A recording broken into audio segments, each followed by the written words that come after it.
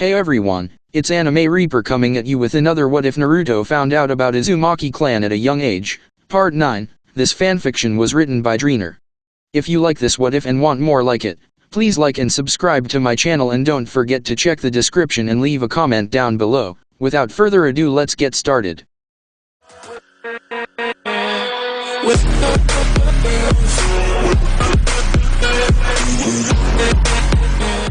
Chapter 17, Phoenix. Naruto, after 2 years. It had been 2 years since Naruto had arrived on Mount Myoboku. He had started training a week again after he had arrived, first only chakra control, and Jiraiya-sensei would throw things at him sometimes when they were training him. Naruto couldn't remember the last time he felt so happy. Not being in the village and seeing him as a monster for 2 years helped. A part of Naruto wasn't really looking forward to going back to the village. He knew that the people there had not forgotten about him despite not being in the village.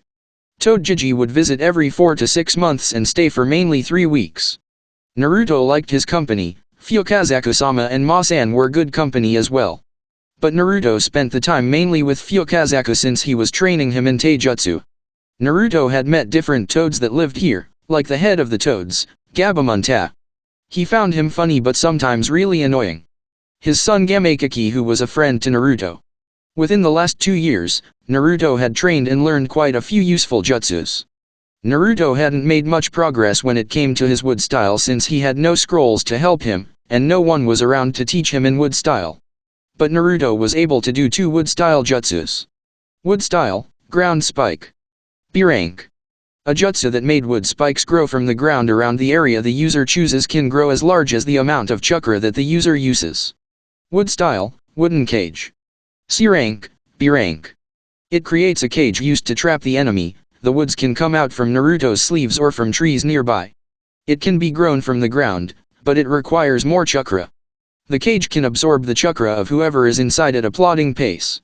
When it came to his chakra control, he now could keep a leaf on his forehead, keep 5 kunai on the point of his fingers, and stay upside down in a tree, and sometimes the same while staying on the water. Now Fukazaki-sama started training him in taijutsu, running around the mountain like a slave, 200 runs without stopping, wearing weights that were 50 pounds on his legs and 30 pounds on his arms. Hokage always said that he would get stronger with a lot of push-ups, sit-ups, and plenty of juice. Strong like his father and mother. Naruto was sitting in water, his legs crossed, 5 kunai in the tip of the fingers of his right hand. A leaf on his forehead. Kurama was giving him a bit of his chakra, which made it harder to control his chakra. Controlling both his and Kurama's chakra was more challenging, but Furball stated he needed to get used to his chakra before he moved to 1 tail worth of chakra and more tails. Fukazaki was close, and keeping an eye on the young boy. He could feel the Kyuubi's chakra leaking from Naruto. He was still impressed to see that the Kyuubi would ever be a friend with anyone. But still, he was happy for it, and Naruto would need his help against Akatsuki. Naruto's eyes were red, and looking at Fukazaki, who had a cane in his right hand, staring at him. Naruto kept focused and tried not to make mistakes in his training. Hokage promised to start training him on elemental manipulation once he can do chakra control exercises while using Kurama's chakra. So far, so good, and Naruto couldn't wait to start elemental manipulation. The other jutsu he knew was 1 fire jutsu, 2 water jutsu, and 1 wind. He still didn't know any earth jutsu. Fire style, fireball. Water style, bullet point. Water style, shockwave. Wind style, great breakthrough. When it came to Fuinjutsu, he was in level 4, and it took him 7 months to pass level 3. To pass level 4, Naruto needed to write a trap seal, chakra flowing seal, and weight seals. He was sure he was close to completing a chakra flowing seal. That seal could be used to block someone's chakra flow and storage chakra to use later.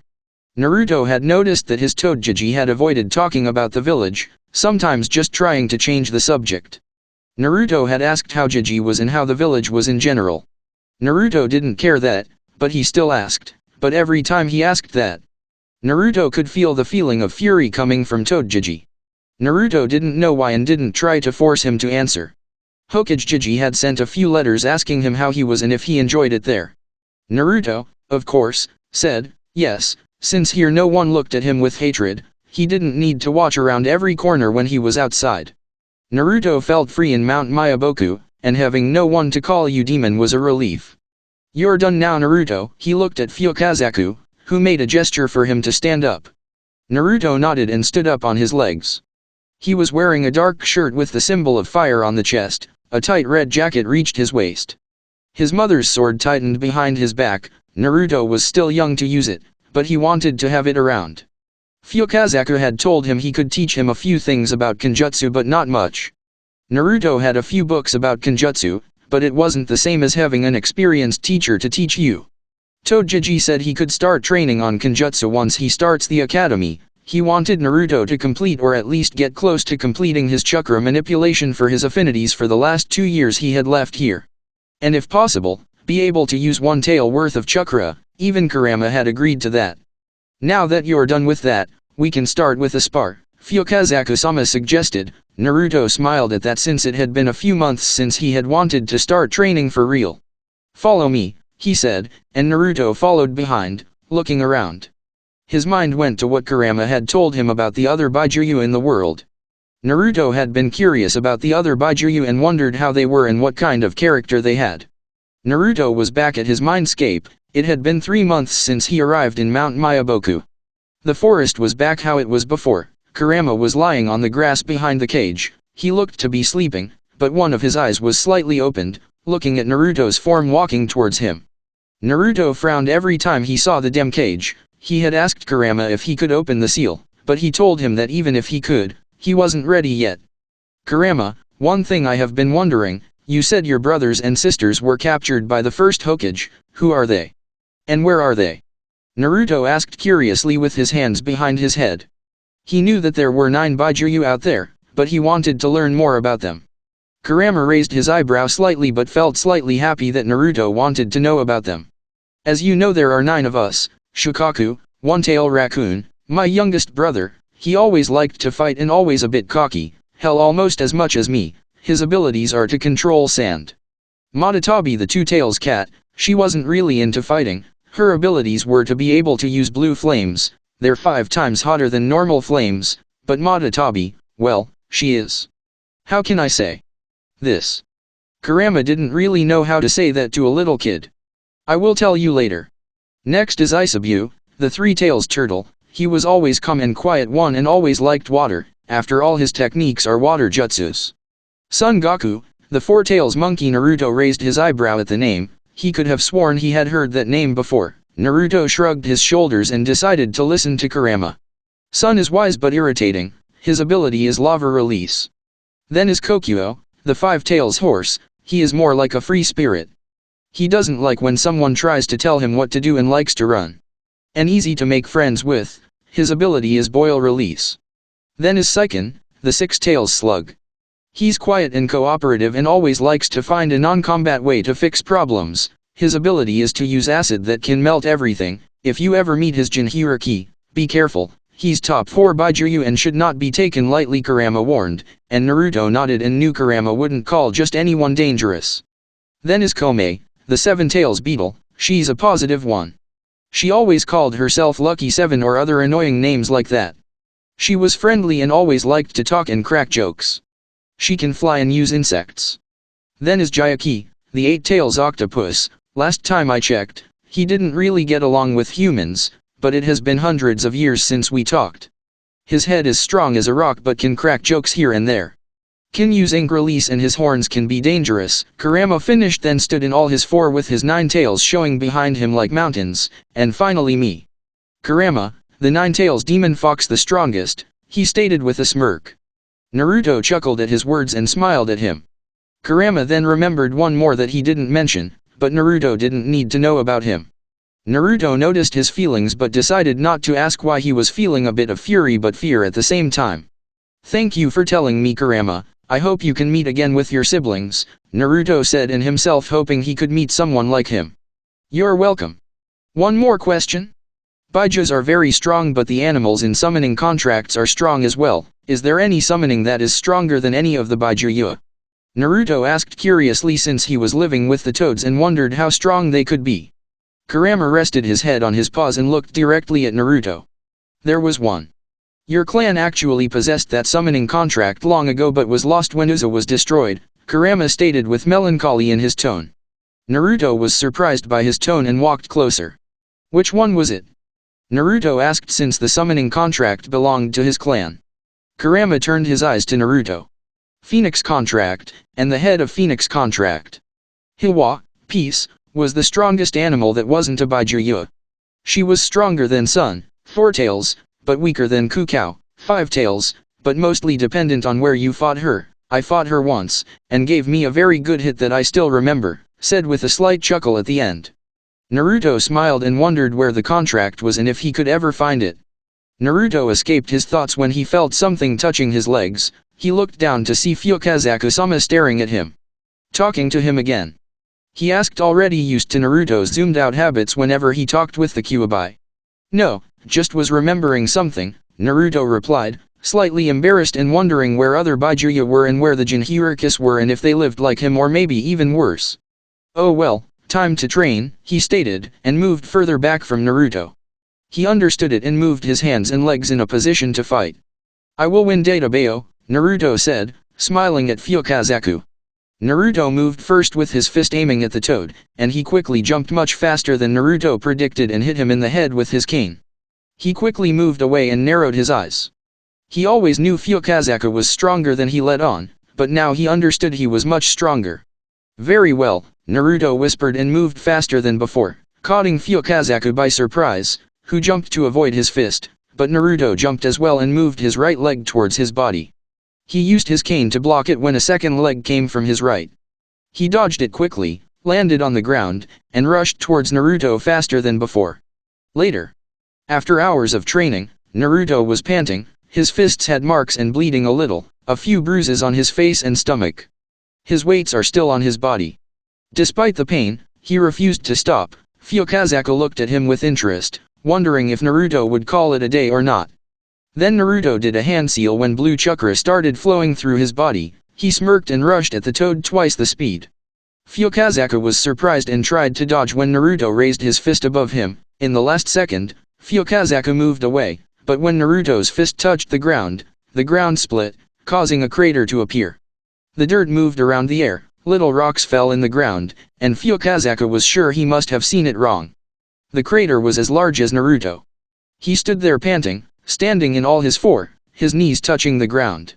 His face was full of dirt. Fukazaku moved closer when Naruto lost consciousness and fell to the ground tired. What was that? That was quite a fist. Fukazaku thought and moved closer to the sleeping Naruto. He usually was quiet, but now Naruto was snoring. The old toad smiled and decided to put him back in his bed. He needed to rest, and Jiraiya needed to know about this. Chapter 18, Senju Blood. Hokage Tower. The pile of papers in front of him was growing like trees, but the old Hokage couldn't bring himself even to move a finger. Smoking on his pipe, his gaze returned to look outside the window, to look at the village that he had fought for and protected for so many years. The wounds he took, how many friends he had seen die, and how Tobirama-sensei and Hashirama-sama talked about the will of fire. The Hidden Leaf Village, a place no child will ever be harmed, and they can grow with their families and not be sent to wars. But now Hiruzen wasn't sure what he was looking for anymore. The village people had changed, or maybe they were always like that, and he just didn't see it. Hiruzen wasn't sure anymore. So many things looked different. Jiraiya had been furious when it had happened. And for some time, Sarutobi was sure that his student would abandon the village, just like Orochimaru, and Tsunade, who still felt grief over her losses. Jiraiya had stated that he would return Naruto when he thought that he was ready, if ever. Sarutobi couldn't blame him. Naruto was only a kid. It had been 2 years since Jiraiya had left with Naruto to train in Mount Myoboku. Hiruzen was sure he had made the right decision. His surrogate grandson needed peace. Sarutobi knew if they kept treating Naruto like that, it would be only a matter of time before Naruto betrays the village, or even worse, do something utterly reckless like freeing the Kyuubi. He knew Naruto was on good terms with him. However, Sarutobi still didn't fully trust the demon fox. The old Hokage knew if Naruto didn't feel any attachment with the village, he would leave to find another place to call home. His mind went to Uzumaki. Jiraiya had sent letters that Naruto was a prodigy in fuinjutsu and ninjutsu in general. That warmed Sarutobi's heart. Naruto was just like his father, he learned quickly. Take it around 10 more years, and he was sure Naruto would be a new Fuinjutsu master. Just like Jiraiya, and by the time he reached his 20s, he would be just as good as Fuinjutsu masters of Uzumaki. A week after Naruto had left, he had earned a visit from his old teammate. Working behind a pile of paper was the old Hokage, who at this point wanted just to rest and read his favorite book and relax for a little bit, after an hour of trying to fight the urge just to burn the evil spawn. Signing the last paper, he sighed in relief, but as if the god himself was against him. The door suddenly opened, revealing his old friend walking with a cane.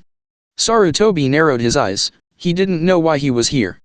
But whatever the reason, it wasn't a good one. Sarutobi never truly understood why Danzo needed the cane. They are old, but at the same time, proud shinobi, and walking around with a cane wasn't something he thought Danzo would like. His face showed irritation. Sarutobi knew Danzo was good at hiding his emotions, but he could see behind his emotionless mask. Danzo walked into the center of the office, and his gaze was at the old Hokage. Hiruzen just brushed his gaze off like a fly and decided just to be blunt and not waste time dancing around the bush. "What do you want, Danzo?"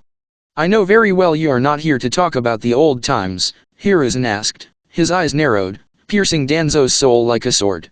"I want to know where the weapon is," he asked with an emotionless tone.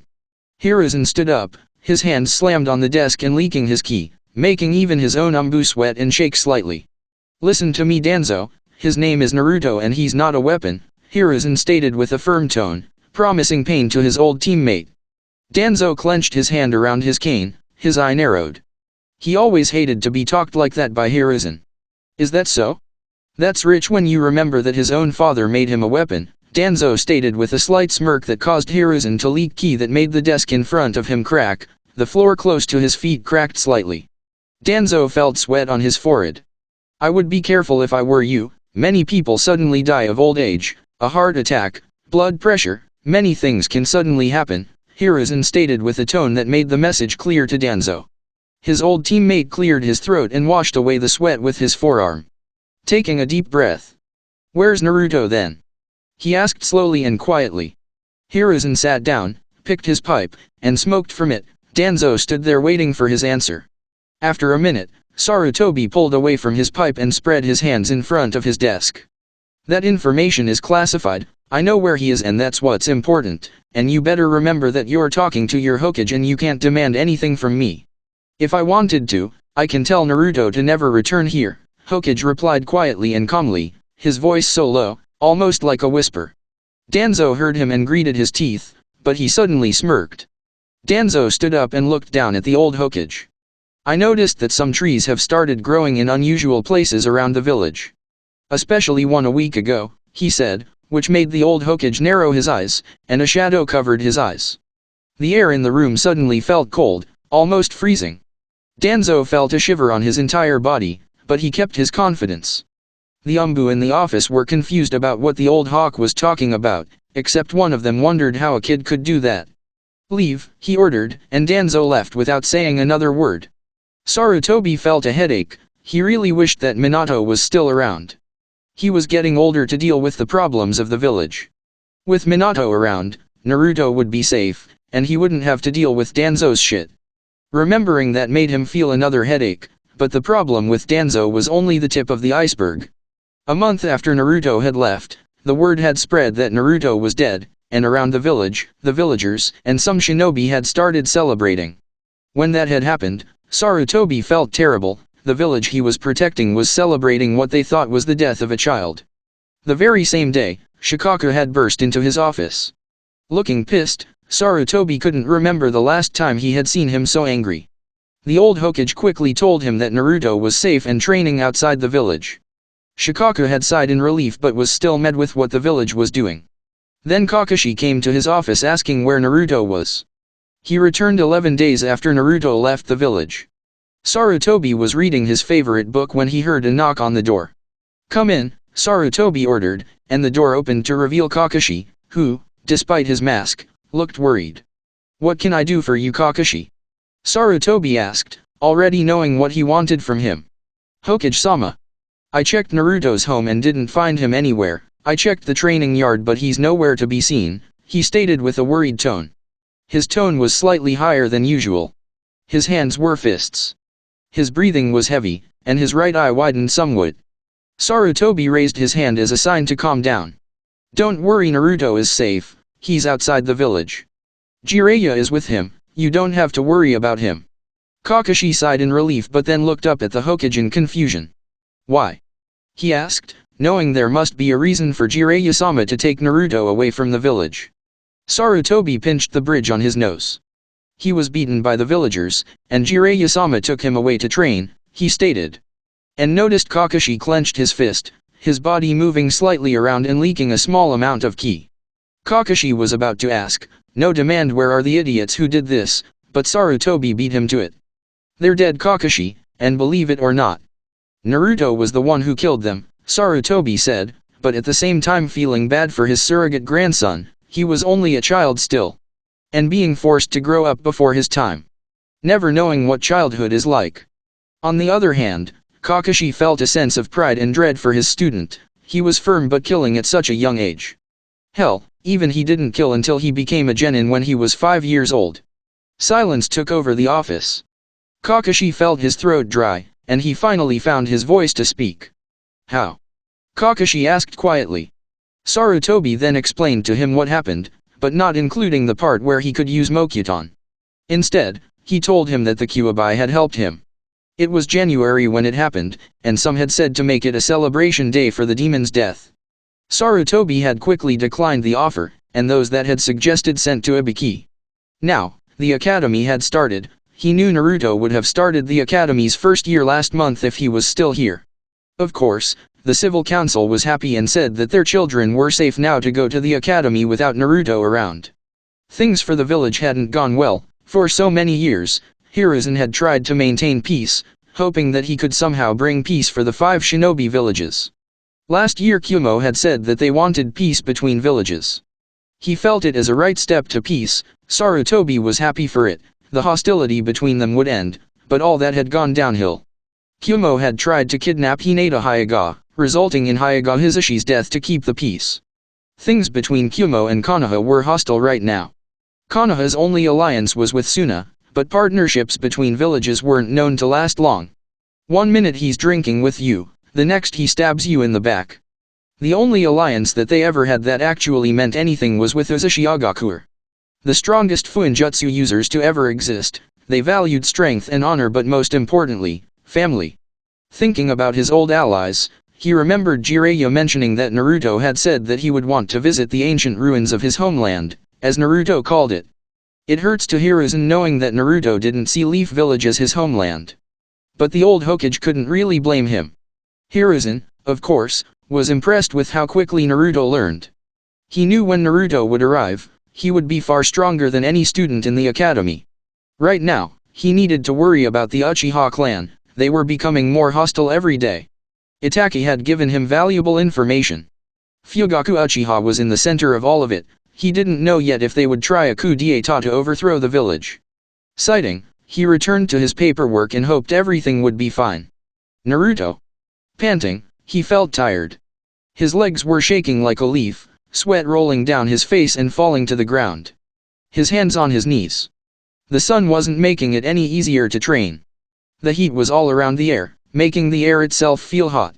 It has been 3 months since his spar with Fukazaku, and they had leveled up his training. Now he needed to run 300 times around Mount Myoboku. With 70 pounds on his legs and 50 on his arms. Climb up 100 meters with the same weight and not use chakra. Naruto couldn't complain. He wanted to get stronger to rebuild his homeland when the time came, and he wouldn't get stronger by sitting around and being lazy. Taking a deep breath, filling his lungs with fresh air. He felt relaxed and continued his morning run. He reached his 319 runs but wanted 350 runs around the mountain.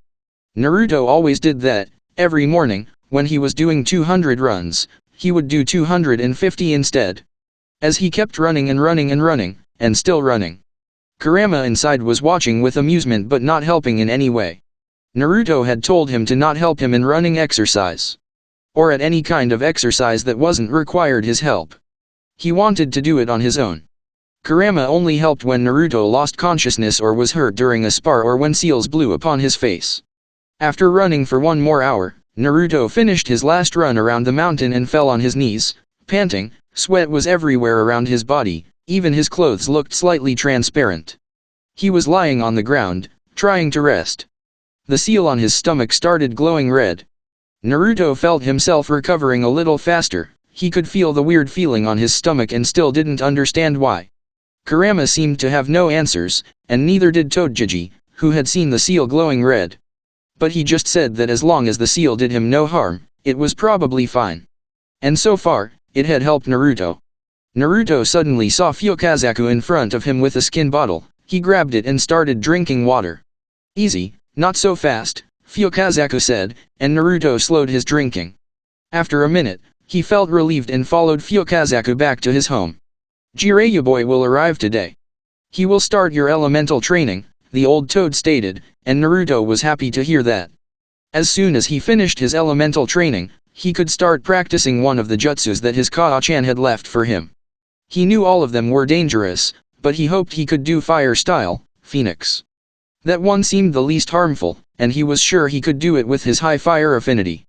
Kurama, you said my people had the Phoenix contract. Do you think someone could have stolen it when they destroyed it? Naruto asked with a hint of anger in his tone. I don't think anyone did. I'm sure no one can enter the most valuable places of the Uzumaki. They knew how to secure their good jutsus and secrets, and not to mention that the Phoenix contract won't accept anyone else but an Uzumaki to use it. Uzumaki clan made sure of that, Kurama replied with a touch of melancholy on his tone. Naruto felt a relief. The thought that someone who wasn't an Uzumaki would use the Phoenix contract angered him. Especially someone who had stolen it. Reaching the house, he saw his Togeji standing in front of the house with a smile. Naruto already knew he was here but still smiled and ran at him and gave him a big hug. Jiraiya hugged him back and rubbed his red hair, which had reached his shoulders. How are you, Naruto? I hope you're training well, Jiraiya asked, taking a step back and giving his godson a good look. He seemed to have grown, and most importantly, his sadness and weariness on his face seemed to have disappeared, and instead, his face was full of light, almost like a sun shining on him. He was wearing a red jacket, a white shirt underneath. Black pants with black shinobi sandals. Yes. I'm running around the mountain like crazy. I will soon reach your level. Tabeo, he stated with a fist on the air. Jiraiya smiled and reached a scroll from his pocket and tossed it to Naruto, who grabbed it in his hands. Confusion filled his face, but he opened the scroll to see what it was all about. Opening the scroll, he read the name of the jutsu. B rank, Shadow Clone Jutsu, he read, and a smile spread from ear to ear. You're gonna teach me the famous clone jutsu of the second Hokage, Naruto said, to be met with a shook of Jiraiya's head. No. You will learn it without my help. Let's see how fast you can learn it, Jiraiya stated, looking down at Naruto, who looked surprised for a second but immediately nodded his head and ran away somewhere to learn the jutsu alone without any interruption. Jiraiya saw his grandson leave, and he wondered if he would be able to understand the secret of the Shadow Clone Jutsu. If he didn't, he wouldn't tell him until Naruto learned it himself. Naruto ran deep into the nearby forest and opened the scroll. The place was quiet. The wind brushed his hair. Naruto felt the warm breeze against his face. The grass beneath his legs caressed his skin. He started reading and wanting to learn as fast as possible, but at the same time, Naruto was slightly confused. He knew he needed to see a clone jutsu. But he thought his Togeji would help him in elemental training and couldn't understand what Shadow Clone had to do with it. He shrugged his shoulders slightly and decided to turn back to reading the scroll. After 1 hour, Jiraiya was drinking tea with Fukazaku and Ma. They seated around a round table. The tea tasted sweet like any other time before. Will you find her soon? Fukazaku asked, taking a sip from the tea. Jiraiya nodded his head. I'm sure. Once I find Tsunade, I will tell her to come here and see Naruto. I'm sure the first Hokage necklace that she has will react to Naruto, Jiraiya replied and thought about his old teammate. He knew she had suffered, everyone had suffered, but at the same time, he wondered why she wouldn't stay to take care of Naruto. She was always close with Kushina.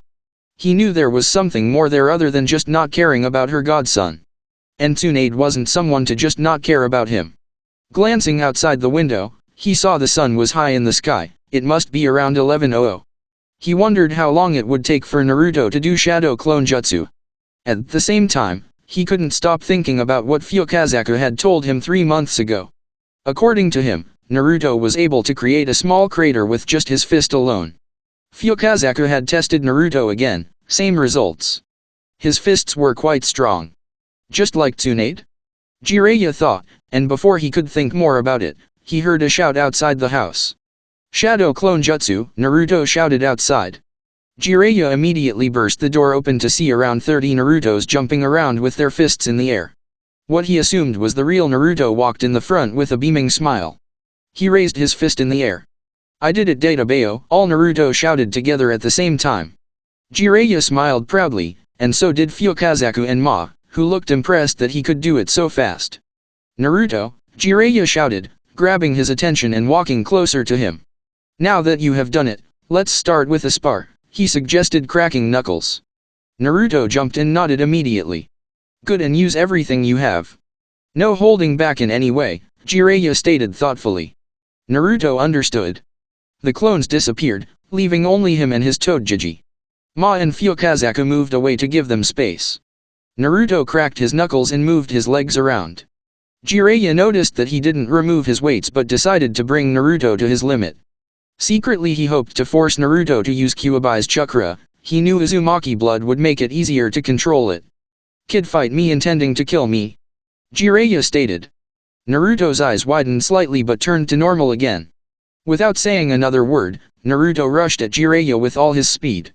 His speed was quickly Genin speed, but Jiraiya knew he still had his weight on. Naruto threw a punch at him but quickly grabbed him. Jiraiya noticed the power behind the punch. Naruto punched, again and again, trying to find an opening. Jiraiya saw his moves. He was using the same style with his Toad fighting style but was slightly changed. Naruto jumped high in the air and made a few hand seals. Fire style, fireball, he shouted, and a giant fireball moved towards him. Jiraiya backed away, but Naruto was behind him. He hit Jiraiya in the back. He immediately backed away from Naruto. The strength behind his fists was outstanding. Jiraiya knew Naruto was stronger than he was at his age. Naruto moved again, but his right hand was glowing in chakra. Jiraiya smirked and, in purpose, blocked the fist with his palm.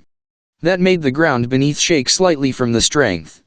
Jiraiya grabbed his whole arm and threw him to the ground, only for him to poof. Before Jiraiya could look to see where Naruto was, a fireball headed towards him. Jiraiya did a few hand seals.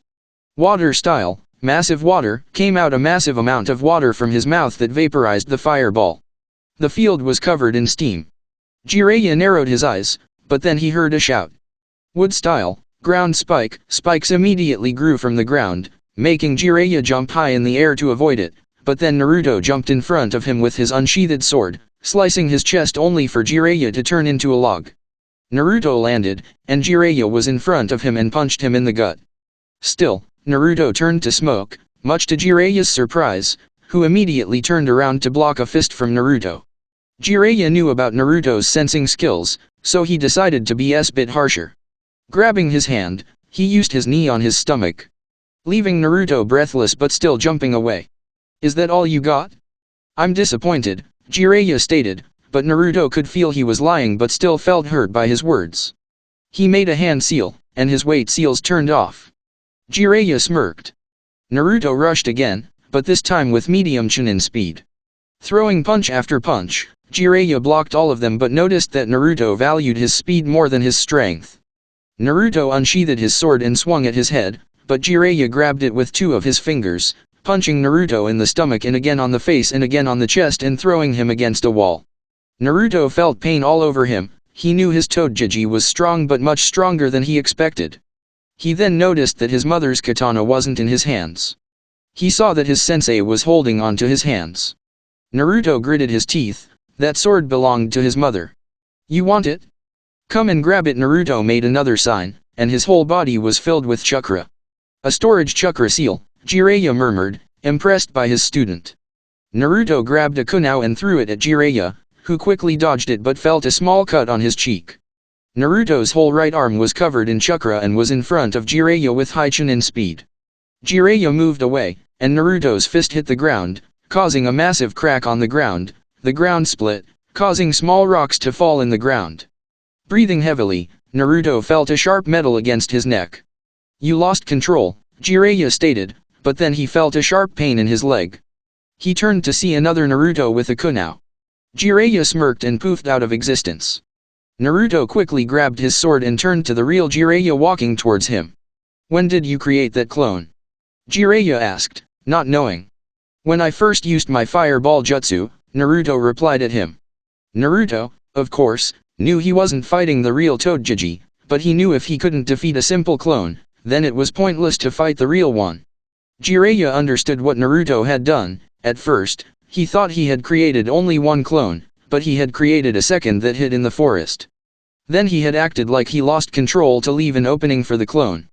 Jiraiya smiled proudly. At first, he was annoyed that Naruto would lose control so easily, but it seemed that wasn't the case.